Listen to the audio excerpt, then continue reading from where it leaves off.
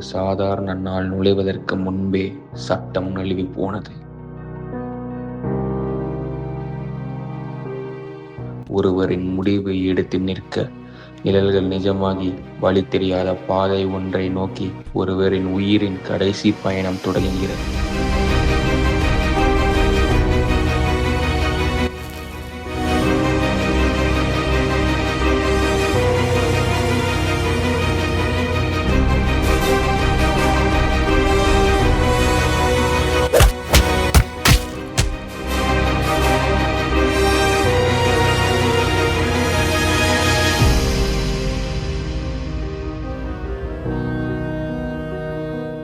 அதிகாரம் உங்கள் கையில் இருக்கிறனால தான் இப்படி ஆட்ட போடுறீங்க. அதே அதிகாரம் மக்கள் கையில் இருந்துச்சுன்னா?